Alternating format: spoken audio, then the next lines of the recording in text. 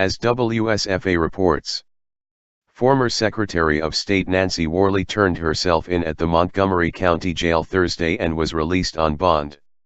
Her surrender comes after a grand jury indicted Worley on charges stemming from her unsuccessful campaign for re-election last year. During her 4 years in office, she faced a slew of complaints. They ranged from criticism of her selection of a gas-guzzling SUV that the state paid for to low morale of a number of employees who were unhappy. One of those was Ed Packard. "I'm hoping that what this means is that the law that protects state employees is going to be enforced." 4 years of stacking the deck against Republicans and conservatives. How in the hell did a red state like Alabama elect a Democrat in a statewide election? That alone should have triggered multiple investigations. Because you know that Democrat skullduggery is at hand.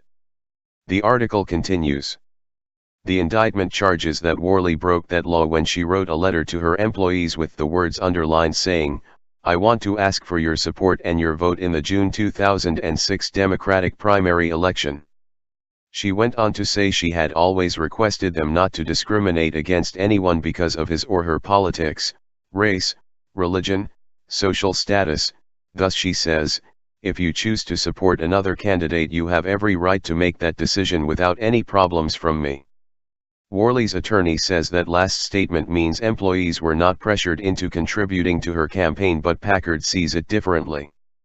Aside from it being illegal, it just seems wrong for an elected official to request money or other kinds of campaign support from their subordinates because of that employer-employee relationship that could be coercive just by its very nature, he said.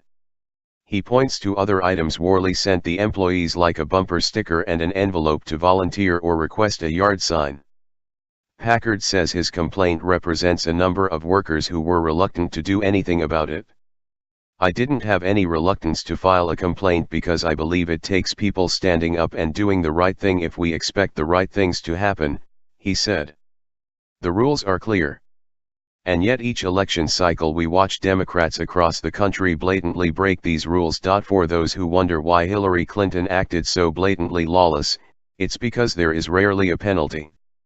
Certainly at the level of Hillary Clinton there is no penance. As for Worley, she's no Clinton. So she faces 5 misdemeanor and 5 felony charges." Worley refused to go on camera. However, she responded to the allegations against her in typical Democrat fashion. "This is happening to Democrats throughout the country who don't bow down to Republicans. I know I speak for many Americans who ask that our elections simply be fair. But undoubtedly the scumbag leftists will never allow that to happen.